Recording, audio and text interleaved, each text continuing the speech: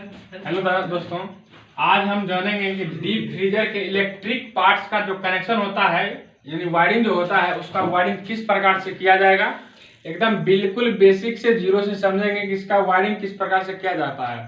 तो पहले हम सबसे पहले समझते हैं कि डीप फ्रीजर के इलेक्ट्रिकल पार्ट्स के अंतर्गत कौन कौन से चीजें आते हैं, पहले हम उसको समझ लेते हैं। तो देखिए मेरे पास ये जो होता है थर्मोस्टेट होता है। उसके बाद देखिए ये कंप्रेसर होता है, 1 2 3 इंडिकेटर होते हैं। इसमें जो होता है जिसमें येलो कलर का जो इंडिकेटर होता है उसमें स्विच और इंडिकेटर दोनों मतलब कि आंतरिक रूप से होते हैं। उसको मतलब पुश करने पर मतलब स्विच का काम करेगा और छोड़ दीजिएगा तो मतलब सिर्फ इंडिकेटर का काम करेगा। तो सबसे पहले आप समझते हैं कि इसका वायरिंग किस प्रकार से किया जाएगा। एक एक पार्ट्स के बारे में बढ़िया समझते हैं। पहले देखिए इसका OLP हुआ, रिले हुआ, कंप्रेसर है, ये तीनों स्विच हुई, थर्मोस्टेट है। ये देखिए थर्मोस्टेट का पूछ होता है, इसके पूछ में SO2 नामक गैस होता है। इसका अगर आप जानिए तो सल्फर डाइऑक्साइड होता है। यही जो है थर्मोस्टेट को संकेत देता है कि फ्रिज कितना ठंडा है या कितना गर्म है। तो उसके हिसाब से इवेपोरेटर या कंप्रेसर ऑन होता है या ऑफ होता है। तो इसका हम वायरिंग पहले समझते हैं कि वायरिंग किस प्रकार से किया जाता है और यह किस प्रकार से काम करता है इस सिस्टम के अंदर। तो देखिए ये सभी इंडिकेटर होते हैं। तो इंडिकेटर को चलने के लिए फेस और न्यूट्रल दोनों चाहिए। तो इस प्रकार से देखिए इसके निचले जो सिरे होते हैं देखिए दो पोल निकले हुए होते हैं और नीचे दोनों पोल आपस में शॉर्ट किया हुआ होता है। ऐसा क्यों किया जाता है? ऐसा इसलिए क्या जाता है, जब न्यूट्रल के वायर को हम इस इंडिकेटर के एक पॉइंट में इन कराएंगे तो यहीं से हमको अगर ये नहीं रहेगा तो हमको यहीं से आउट करा के इस इंडिकेटर के पॉइंट में भी देना पड़ेगा। इस प्रकार से मतलब यहीं से फिर से अगर हम इस इंडिकेटर को भी देना चाहे तो फिर हमको यहाँ से देना पड़ेगा। ऐसा ना हो इसलिए यहाँ पर थिम्बल वाला सिस्टम किया गया है। थिम्बल वाला सिस्टम किया हुआ रहता है, इसलिए दो पॉइंट लगे हुए होते हैं दोनों सभी इंडिकेटर के नीचे दो पॉइंट है। यानी तो उस प्रकार से इसमें एक में इन कराया जाता है न्यूट्रल और दूसरे में आउट कराया जाता है। तो आंतरिक रूप से दोनों आपस में शॉर्ट किया हुआ रहता है। देखिए यहाँ से इन हुआ न्यूट्रल और यहाँ से देखिए आउट होकर इसमें गया। ये भी आंतरिक रूप से शॉर्ट किया हुआ रहता है, यहाँ से इन हुआ यहाँ से आउट हो जाता है और ये भी आंतरिक रूप से शॉर्ट किया होता है। मतलब थिम्बल पे ये होता है इसका कनेक्शन। थिम्बल को आसानी से लेकर खोस दिया जाए और आसानी से खोल दिया जाए, इसके लिए नीचे दो पॉइंट दिया जाता है ताकि आसानी से थिम्बल लग जाए और वायरिंग बिल्कुल आसानी से हो जाए। देखिए इसका भी आंतरिक रूप से अंदर जो है शॉर्ट किया हुआ आता है और यहीं से जो है एक न्यूट्रल निकलता है और OLP में जाता है। OLP में इन होता है, दूसरा से आउट होकर कंप्रेसर के कॉमन में जाता है। तो देखिए हम अब जहां न्यूट्रल जाना था मैंने न्यूट्रल को पहले पहुंचा दिया है। न्यूट्रल का कनेक्शन पूरा हो गया। अब करेंगे फेस का कनेक्शन। फेस को कनेक्शन करने के लिए सबसे पहले देखिए हम फेस का एक वायर यहाँ से उठाएंगे और डायरेक्ट थर्मोस्टेट में ले जाएंगे। देखिए थर्मोस्टेट ये जो थर्मो अभी तक तो जो भी आप फ्रिज देखे ये डबल डोर फ्रिज था, ये सिंपल वाली जो फ्रिज थी उसमें थर्मोस्टेट में मात्र 2 पॉइंट थी यानी 2 पोल थी। एक में इन कराते थे दूसरे से आउट कराते। लेकिन ये जो डीप फ्रीजर का जो थर्मोस्टेट होता है उसमें 3 पोले होते हैं। 3 पोले होने का मतलब वो भी 2 पोल का काम करता है, 2 पोल का काम करता है। लेकिन उस जो 3 पोल होते हैं आंतरिक रूप से शॉर्ट किया हुआ रहता है। मतलब 2 पोल आंतरिक रूप से शॉर्ट किया हुआ रहता है और एक पोल जो होता है वो सिंगल होता है। तो आप ये कैसे जानिएगा कि इसमें कौन सा मतलब इनपुट है और 2 जो होता है जो आउटपुट है वो कैसे पता चलेगा कि इसमें कौन कौन सा आउटपुट है और कौन इसमें इनपुट है। तो आउटपुट और इनपुट चेक करने के लिए सबसे पहले आप मल्टीमीटर लीजिए और मल्टीमीटर को कंटिन्यूटी मोड पर सेट करिए। किन्हीं दो पर लगाने पर देखिए मल्टीमीटर के में बीप की आवाज आएगी। अगर वो दोनों पॉइंट आउटपुट होगी तब वो मल्टीमीटर बीप की आवाज देगी। देखिए क्योंकि इस देखिए आंतरिक से जुड़ा हुआ रहता है और एक जो होता है इनपुट का जो पोल होता है वो मतलब केवल अकेला होता है। अगर आप मान लीजिए मल्टीमीटर का एक प्रोब इस पे रखे और एक प्रोब इस पे रखे तो बीप मारेगा नहीं, क्योंकि देखिए ये अकेला है और ये अलग है तो कभी नहीं बीप मारेगा। अगर आप मल्टीमीटर का एक प्रोब इस पे रखते हैं एक प्रोब इस पे रखते हैं देखिए आंतरिक रूप से देखिए अंदर से अंदर जुड़ा हुआ रहता है। ये अंदर जुड़ा हुआ रहने के कारण मतलब कंटिन्यूटी बताएगा। जब कंटिन्यूटी बताएगा तो हम समझ जाएंगे कि ये जो है ये दोनों जो खूंटियां होती हैं थर्मोस्टेट का, जो दो पोले होते हैं, ये दोनों पोल ही आउटपुट का पोल होता है, और जो बच गया वो इनपुट का पोल होता है। तो हम समझते हैं पहले इसमें आउटपुट कहाँ ले जाना है, और इनपुट देने के बाद आउटपुट कहाँ ले जाना है, और किस पोल से किस इंडिकेटर को ऑन करना है, और किस पोल से किस कंप्रेसर को चलाना है। इसको समझने के लिए देखिए यहां से हमने फेस को इन कराया है। जब फेस इन करता है तो ये देखिए आंतरिक रूप से इस प्रकार से जुड़ा हुआ रहता है, इस प्रकार से। यहां पर ये फिलहाल ये कनेक्शन हटा हुआ रहता है। जब थर्मोस्टेट ऑन रहता है, जब इसकी जो पूछ होती है, जब मतलब कि ये जो सेंस करता है, जब मेरा ऑपरेटर बिल्कुल मतलब गर्म पड़ा है, मतलब ठंडा नहीं कर रहा है, तो उस कंडीशन में ये देखिए फेस का जो होता है इनपुट और ये जो आउटपुट आपस में आंतरिक रूप से जुड़े हुए रहते हैं। तो मतलब हम इधर से इन कराएंगे और इस पॉइंट से हम आउट करा लेंगे। देखिए हम आउट करा लिए, आउट करा करके क्या करेंगे, ये देखिए ये भी जो है इसमें भी दो खूंटियां होती हैं। मतलब इसके अंदर जो होता है एक स्विच होता है और एक इंडिकेटर होता है। इंडिकेटर को चलने के लिए फेस न्यूट्रल दोनों चाहिए। तो हम तो देखिए पहले यहाँ न्यूट्रल दे दिए हैं, इसको फेस दे रहे हैं। तो सबसे पहले देखिए ग्रीन वाली जो इंडिकेटर होती है इसको हम पहले देखिए न्यूट्रल प्राप्त हो गया, इसको फेस दे रहे हैं। देखिए ग्रीन वाले इंडिकेटर कहने का मतलब इसका जो काम होता है ये काम होता है कि फ्रिज में लाइट है या नहीं है, बस इसका यही काम है कि फ्रिज मेरा जो है अभी मतलब कि लाइट है या नहीं है, उसको मैं सिर्फ संकेत करता है कि मेरा फ्रिज में लाइट आया हुआ है। तो इसको तो इस इंडिकेटर इसको डायरेक्ट फेस न्यूट्रल देना चाहिए, मिलना भी चाहिए, क्योंकि तभी तो पता चलेगा कि मेरा जो फ्रिज है उसमें लाइट है या नहीं है। तो इसको डायरेक्ट फेस यहाँ पे दिया जाता है।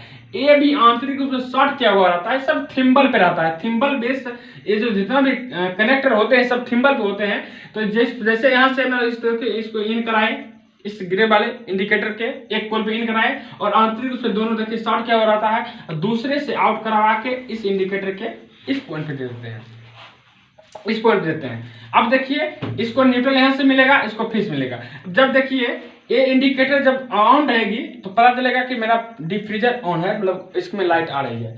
अब देखिए इसका जो आउटपुट जो होता है थर्मोस्टेट का जो आउटपुट होता है, ये निकल करके आती है ये येलो वाले में, येलो वाले खुटिया में। और ये येलो वाले खुटिया जो होता है इसका ये जो होता है एक मतलब स्विच का होता है, एक तो इंडिकेटर के लिए होता है जिसमें इंडिकेटर को फेस मिलेगा तो इंडिकेटर ग्लो करेगा, और दूसरा जो खूंटियां होती है वो स्विच का होता है। वो स्विच का होता है इसलिए होता है जब इसको आप पुश करिएगा तो यहाँ से करंट आउट होगा, और जब यहाँ से करंट आउट होगा तो ये करंट डायरेक्ट जाएगा कंप्रेसर के रिले में।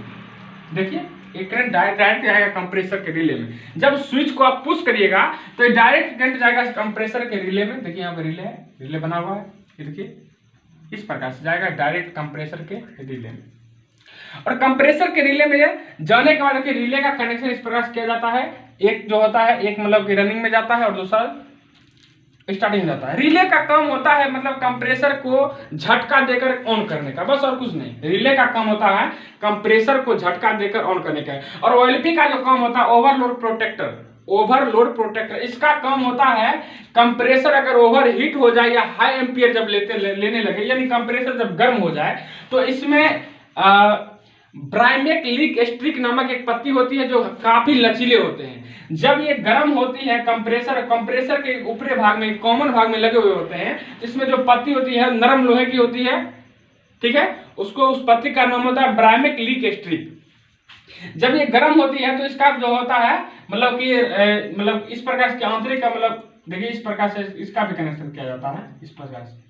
जब ये अधिक गर्म होता है तो आपस में हट जाते हैं, जब हट जाते हैं इससे मतलब कि न्यूट्रल यहाँ तक मतलब इन नहीं हो पाता है। जब इन नहीं हो पाया तो यही इस सिरा जो देखिए इस सिरा एक कंप्रेसर के कॉमन में लगा हुआ है। अब जब देखिए इसका कनेक्शन यहाँ से कट जाएगा तो कंप्रेसर को चलने के लिए फेस न्यूट्रल दोनों चाहिए। जब न्यूट्रल हट जाएगा मेरा कंप्रेसर बंद हो जाएगा, यानी जब एक कंप्रेसर ओवर हीट हो जाएगा चलते चलते, मान लीजिएगा 10 घंटा 12 घंटा लगातार अगर फ्रीजर मेरा चला तो कंप्रेसर गर्म हो जाता है। और जब गर्म हो जाएगा तो उस कंडीशन में ये जो ओएलपी है ये सप्लाई को कट कर देता है। जब ओएलपी सप्लाई को कट कर देता है तो कंप्रेसर ऑटोमेटिक बंद हो जाता है। तो यहाँ तक समझ गए। यहाँ से जो आउट होकर जो मतलब आया यहाँ पे इस येलो येलो वाले इंडिकेटर के स्विच वाले पॉइंट पर जब यहाँ पे आता है और यहीं से आउट हो करके कंप्रेसर के रिले में जाता है और रिले जो होता है रनिंग और स्टार्टिंग पॉइंट पर लगा हुआ होता है। अब इसका जो एक खूंटियां जो होती है ये जो पूछी होते हैं, इसका पूछ ये एवापोरेटर से मतलब कि जो डिफ्रीजर होते हैं उसके कूलिंग कॉइल से जाके के टच किए होते हैं। जब एवापोरेटर अत्यधिक ठंडे हो जाते हैं, जब एवापोरेटर अत्यधिक ठंडा हो जाता है तो उस कंडीशन में इससे संकेत आता है कि एवापोरेटर बहुत ज्यादा ठंडा हो गया है।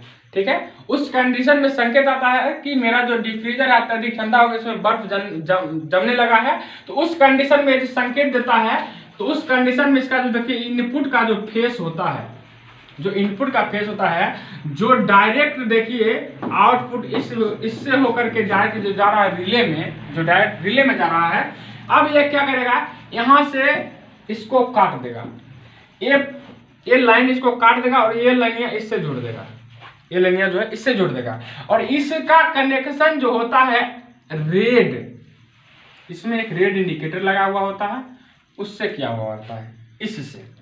और इससे जब ये अत्यधिक, जब मेरा डिफ्रीजर अत्यधिक जब ठंडे हो जाते हैं तो यहां से देखिए आउटपुट से कनेक्शन काट करके इसमें बीच वाले में कनेक्शन, यानी इनपुट जो होता है बीच वाले में जाता है और बीच वाले से जब आउटपुट होता है तो जो है ये रेड इंडिकेटर का जो होता है ये नीचे न्यूट्रल के लिए होता है, ऊपर फेस के लिए होता है, ये फेस खूंटियां होती है। जब यहाँ पर आती है तो हम इसका ये जो संकेत देता है, मतलब ये संकेत देता है कि जो अभी इस समय इस वक्त जो है फ्रीजर बंद है, रेड संकेत, ये जब इंडिकेटर ग्लो करता है तो ये उस कंडीशन में ये जो है संकेत देता है कि इस समय मेरा डिफ्रीजर बंद है। और स्वाभाविक है, क्यों नहीं बंद होगा, देखिए जब यहां से फेस इन हुआ और यहां से आउट होकर के देखिए, यहां से आउट होकर देखिए इसमें आया, इसको तो यहां से फेस मिल गया और इसको यहां से न्यूट्रल मिला, तो फेस न्यूट्रल पाएगा तो बढ़ेगा। लेकिन बताइए इसके यहां से कहीं कनेक्शन है, इसका तो कंप्रेसर का तो कनेक्शन इससे था जो यहां से मतलब बिल्कुल देखिए कट गया है, इससे देखिए इस वायर से था इसका कनेक्शन, इस वायर से यहां से था, देखिए यहां से था। जब इससे कनेक्शन कटती है तो बीच वाले पॉइंट पे जाके सटती है और बीच वाला जो पोल होता है उसका कनेक्शन डायरेक्ट रेड इंडिकेटर से होता है। और जब रेड इंडिकेटर ग्लो करता है तो इससे हमें स्पष्ट होता है कि मेरा जो फ्रिज है वो बंद है। लेकिन ये बंद होने का मतलब हुआ कि ये बंद होने का कहने का मतलब हुआ कि ठंडा नहीं कर रहा, मेरा कंप्रेसर बंद है इस समय। क्योंकि देखिए इससे देखिए इससे कंप्रेसर का कनेक्शन क्या हुआ था, तो कंप्रेसर बंद है।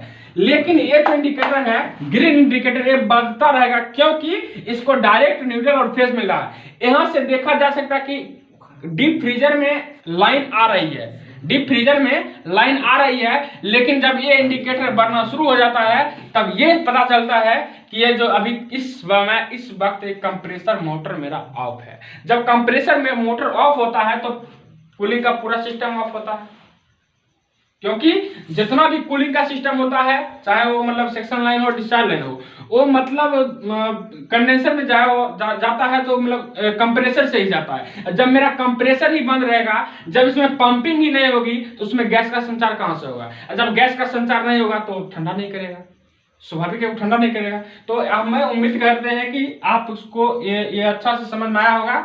वीडियो देखने के लिए बहुत बहुत धन्यवाद।